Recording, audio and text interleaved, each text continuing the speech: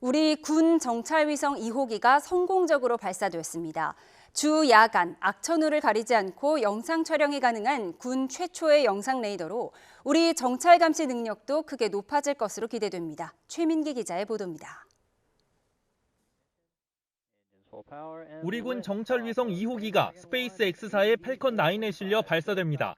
발사체는 새빨간 화염을 내뿜으며 우주를 향해 솟구칩니다. 발사 3분가량 만에 페어링이 정상 분리되고 발사 45분 만인 오전 9시 2분, 위성체는 목표 궤도에 정상적으로 진입했습니다. 오전 10시 57분, 해외 지상국과도 최초 교신에 성공합니다. 이로써 군은 지난해 연말에 쏜 1호기에 이어 독자 정찰위성 2기를 확보하게 됐습니다. 2호 위성은 앞으로 2주간 정상 작동 여부 및 임무 절차 능력을 확인 후 시험 평가를 거쳐서 군에 인도될 예정입니다. 2호기는 영상 레이더, 사 위성으로 낮과 밤, 악천후와 관계없이 감시 정찰 임무를 수행할 수 있습니다. 실제 눈으로 보는 것과 같이 가시성은 뛰어나지만 햇빛, 날씨 영향을 크게 받는 전자광학 적외선 2호 IR 위성과 서로 보완하는 역할을 맡습니다. 군은 올해 추가로 3호기를 발사하고 내년에 2기를 더 발사해 2호 IR 위성 1개, 사 위성 4기 등 모두 정찰 위성 5기를 보유하게 됩니다. 이렇게 되면 북한 특정 표적에 대해 2시간 단위 감시가 가능해집니다. 산 뒤쪽에 있는 목표물을 보기 힘든 지형 차폐 현상이 있을 수 있습니다. 또 기상이 좋지 않을 때 비가 오거나 이럴 때는 항공기 운용이 안 되기 때문에 이런 단점들을 위성이 커버해 줄 수 있다. 북한도 이달 내에 정찰위성 2호기 발사를 시도하는 것으로 관측됩니다. 지난해 11월 말 만리경 1호를 발사한 북한은 보안 사항을 점검하며 막바지 추가 발사 준비에 들어간 것으로 보입니다. 큰 무리 없이 진행될 경우에 4월 중순이고 그럴 가능성이 좀 높죠. 보안 사항이 또 딜레이 될 수도 있는 거기 때문에 그러면 한 4월 말. 우리 군은 이번 2호기 발사 성공으로 군의 독자적인 정보 감시 정찰 능력이 강화됐다고 평가하고 이어 북한의 위성 발사 동향에 대해서도 예의주시하고 있다고 밝혔습니다. YTN 최민기입니다. 이번에 발사된 군사 정찰 위성 2호는 지난해에 발사된 위성 1호기와는 다른 SAR이라는 영상 취득 장치가 탑재됐습니다. 구름이 있거나 비가 내리는 날씨는 물론 밤낮 모두 영상을 얻을 수 있는 전천후 장치입니다. 1호기와 달라진 차이점을 김기봉 기자가 취재했습니다. 지난해 12월 발사된 군사정찰위성 1호기에는 전자광학 2호와 적외선 촬영 장비 IR이 탑재됐습니다. 2호는 가시광선을 활용해 지상의 영상을 직접 찍어 선명한 이미지를 얻을 수 있지만 폭우나 구름, 어둠 속에서는 촬영에 제약이 있습니다. 따라서 야간 영상은 적외선 검출 센서를 이용하는 IR 장비가 보완했는데 해상도에 한계가 있었습니다. 이번에 발사된 2호기에는 2호와 IR 대신 합성 대구 레이더라는 뜻의 고성능 영상 레이더 사가 탑재됐습니다. 지상으로 레이더를 발사한 뒤 되돌아오는 신호를 수집해 영상을 생성하는 방식입니다. 수천 개의 레이더 파동 신호를 합성해 고해상 영상 획득도 가능합니다. 무엇보다 피사체를 직접 촬영하는 방식이 아니어서 비나 구름, 안개 등 기상 조건은 물론 밝기와도 관계없이 낮과 밤 모두 촬영이 가능합니다. 지상에서 산란되어 되돌아온 전파를 수신해서 신호 처리를 통해 지표면의 영상을 획득합니다. 그래서 정찰 위성의 아주 이로운 위성이죠. 사의 이런 전천후 촬영 기능에 힘입어 정찰 위성 2호기는 궤도도 1호기와 달라졌습니다. 1호 위성은 적도와 거의 수직 방향인 태양 동기 궤도로 지구를 돌지만 이번 위성은 목표한 지역을 더 자주 지나도록 설정한 경사 궤도로 움직입니다. 사 위성의 경우에는 주야 또는 언제든 지표 관측이 가능하기 때문에 지역시에 구애받지 않고 한반도를 더 자주 지나갈 수 있는 경사 궤도를 활용한 것입니다. 사는 이번에 발사된 2호기를 시작으로 내년까지 추가로 발사될 5호기까지 4기의 정찰 위성에 모두 탑재될 예정입니다. YTN 김기봉입니다. 그러면 이번 위성 발사의 의미 어떻게 짚어볼 수 있을까요?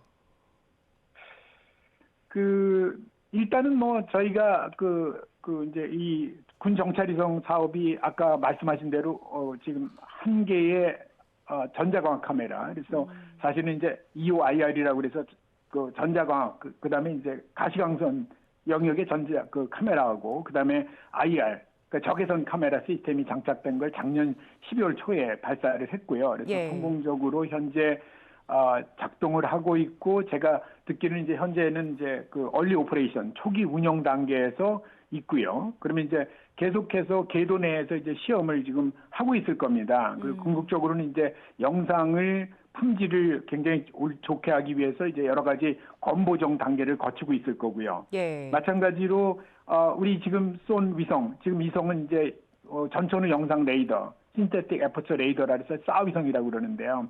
이 위성도 이제 유사한 과정을 거쳐서 아마 이제 올해 아마 이제 보통은 이제 짧게는 3개월, 길게는 한 4, 5개월 이상 걸릴 수 있습니다. 그래서 그런 과정을 거쳐서 이제 정상적인 운영이 가능하고요. 그다음에 이 위성을 이제 운영하게 되면은 우리가 이제 북한을 아까 얘기하신 대로 약 평균적으로 한반도를 2시간에 한 번씩 들어옵니다. 5대가 교대로. 그러면 이제 북한의 그 여러 가지 이제 그 군사 활동이라든가 북한 내 주요 표적 같은 것을 이제 감시 정찰할 수 있는 그런 그 기능을 갖게 되는 거죠. 예. 1차로 발사된 이 위성이 지금은 시험 운영 중이라고 하셨는데 그럼 전력화는 언제쯤 마치는 겁니까? 전력화는 이제 그런 시험 운영을 통해서 예. 궤도 시험을 하고 그 다음에 이제 실질적으로 이제 운영 시험이라는 단계를 거쳐요. 예. 근데 아마 이제 실질적으로 이제 아마 이제 이게 5개다 그러면 5개가 동시에 다 운영을 할 때 예를 들면 우리가 2시간 얘기한 대로 2시간 주기로 한반도를 촬영할 수 있느냐 평균적으로. 예. 물론 이제 매번 2시간씩 딱딱 들어오는 건 아닙니다. 그러니까 이제 뭐 예를 들면 어떤 경우에는 앞에 위성과 뒤 위성이 뭐 한 5, 6분 사이에 들어오기도 하고 어떤 때는 뭐 한 5시간 만에 들어오기도 하지만 평균적으로 2시간 정도의 한반도를 들어와서 우리가 북한의 그 여러 가지 주요 군사적 활동을 우리가 감시할 수 있다. 이렇게 보는 거죠. 네. 예. 지난해 12월에 발사된 1호기 위성과 오늘 탑재가 된 위성이 좀 다르잖아요. 어떤 차이가 네네네. 있습니까? 우선 가장 큰 차이는 조금 아까 말씀드린 대로 지난 12월에 쐈던 거는 전자광학 카메라 위성. 전자광학 카메라라는 거는 우리가 뭐 이제 우리 앵커께서도 가지고 계신 우리 저 휴대폰 있지 않습니까? 예. 이게 디지털 카메라입니다. 그러니까 전자광학 카메라라는 거는 실질적으로 우리가 이제 영상, 사진을 찍는 거다 이렇게 보면 되겠고요.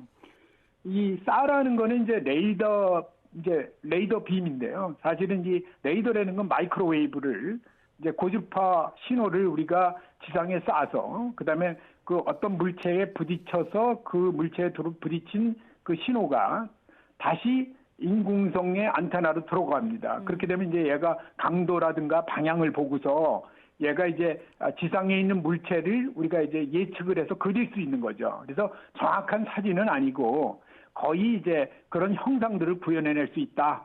이렇게 보시면 되겠고요. 다만 이제 그럼에도 불구하고 우리가 좋은 거는 이제 정확한 사진을 얻는 건데, 이 전자광학 카메라는 문제가 뭐냐면 우리가 깜깜하면 우리 사진 못 찍잖아요. 휴대폰으로도. 마찬가지로 어둡거나 또는 이제 중간에 이렇게 날씨가 안 좋아서 구름이 많거나 이러면 이제 영상 촬영이 안 되는 거죠. 우주에서 지상을 보는 게. 그렇지만 싸라는 거는 이렇게 마이크로웨이브, 고주파를 직접 쏴서 우리가 그걸 받아가지고 영상을 구현해낸 거기 때문에 예. 실질적으로 뭐 낮이나 밤이나 그다음에 굳은 날씨에도 우리가 언제든지 볼 수 있다. 그래서 이제 4.24철 24시간 사용할 수 있다. 이렇게 보시면 되겠습니다. 예, 오늘 발사된 위성 싸는 밤낮 그리고 날씨에 관계없이 24시간 관측을 할 수 있다는 건데 그 오늘 발사가 최종적으로 성공하면 우리 군이 확보한 위성이 지금까지는 이제 2개인 건데 국방부가 추진하고 있는 사업 따라서 그럼 몇 개의 위성이 더 남은 겁니까?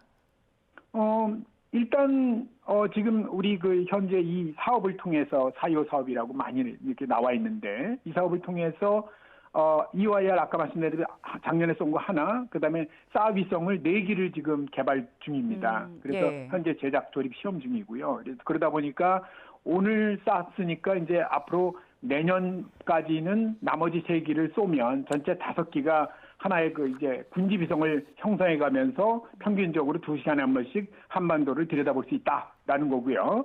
이 정도 가지고는 우리가 북한의 그 어떤 군사적인 활동이라든가 감시 정찰이 이제 그 상당히 이렇게 어떻게 보면 단절이 많이 되죠. 2시간에 한 번이 들어오니까. 그러다 보니까 현재 그 저비용으로 초소형 그 이제 그 위성, 그러니까 이제 무게가 굉장히 작은, 그래서 낮은 비용으로 대신 이제 이 위성을 이제 한 40기 이상을 지금 현재 전력화를 하려고 하고 있고요.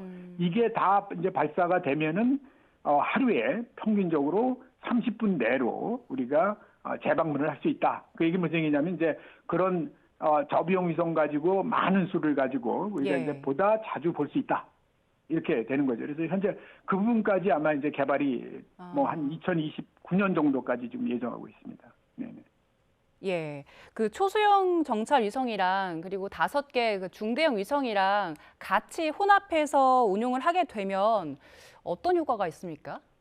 아까 말씀드린 대로 뭐 한꺼번에 쏘면은 이런 거죠. 그러니까 소형 위성 같은 경우는 아무래도 이제 그 뭐 저비용으로 하다 보니까 이제 품질이나 이런 면에서 좀 낮죠.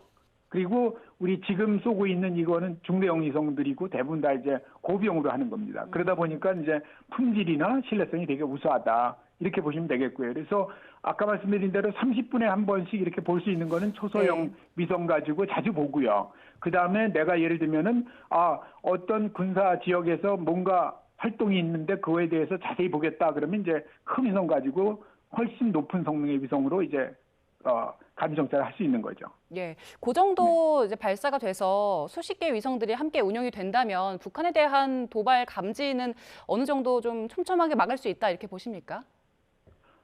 뭐 완벽하게는 할 수는 없는 거고요. 사실은 이제 이론적으로 보면은 뭐 북한을 뭐 예를 들면 거의 실시간으로 뭐 예를 들어서 1분 이내로 그냥 계속 볼 수 있다 그러면 이제 우리가 준실시간으로 북한의 어떤 미사일 활동이라든가 그다음에 군사 활동을 다 볼 수 있겠지만 물리적으로 뭐 그 정도 되려면은 뭐 인공위성을 1000기 띄워도 안 되는 일입니다. 그러다 보니까 이제 상당히 한계는 있고요. 그러나 어쨌든 간에 많은 위성들, 그다음에 이제 우리가 이걸 띄웠을 때 우리 위성만 쓰는 게 아니고 그다음에 이제 동맹, 그러니까 미국의 자산도 우리가 정보를 얻을 수 있고요. 그러면 이제 그걸 같이 이제 혼합해서 쓰게 되면 보다 나은 감시 정찰 효용성을 갖게 되는 거죠. 예, 센터장님 마지막으로요. 북한에서도 조만간 정찰 위성을 발사하겠다 이렇게 공식화를 했는데요. 북한이 가지고 있는 위성 성능이요. 우리 위성과 비교하면 어떻습니까? 그 북한이 보여준 게 이제 작년 4월 그때쯤 뭐 김정은이가 계속해서 북한 항공우주기술총국인가 가서 이제 이렇게 사진을 보여줬어요. 물론 근데 그 사진조차도 이렇게 스크램블 시켜놨는데, 근데 이제 사진을 보면은 형상 자체는 뭐 아주 흔한 방식의 태양 전지판도 펼치고 어떻게 보면은 한 200-300kg 정도 무게를 가질 수 있는 그런 위성으로 보고요. 근데 이제 제가 뭐 현재까지는 이전까지는 아마 해상도가 그렇게 높지 않을 거다. 왜냐하면 이게 인공위성의 해상도가 높으려면은 각종 전자부품들이 들어가 있는데 북한이 그런 전자부품을 국내 생산이 불가능합니다. 그러다 보니까는 해외에서 들여오면은 아마 이제 아주 고성능의 고해상도의 위성도 개발할 수 있는데 실제 이제 그게 제재 때문에 어려울 거다 이렇게 생각을 했는데 얼마 전에 그 영국의 군비 통제 연구소라는 곳에서 그 우크라이나에 그 북한이 줬던 KN-23이라는 그 탄도미사일에 그게 탄착이 된 걸 떨어진 거를 이제 거기에 내비게이션 시스템 같은 구성품을 우리 다 뒤져봤어요. 그랬더니 이 사람들이 그 구성품이 부품이 그중에 한 290개 정도가 나왔는데 그중에 75%가 미제고 그다음에 15%가 유럽제고 거의 다 외제라는 거예요. 예. 그러니까 지금 제재라는 게 무용화돼 있고요. 그 얘기 무슨 얘기냐면 인공위성도 지금 뉴스페이스 때에는 대부분 다 저비용의 상용 부품들을 많이 쓰니까 충분히 그거를 제장국을 위해서 구매할 수 있다. 이 얘기는 어쩌면 북한의 위성이 해상도가 1m 이하의 거의 뭐 그런 수준의 위성을 개발할 수도 있다라는 전제를 우리가 인식을 해야 됩니다. 네. 알겠습니다.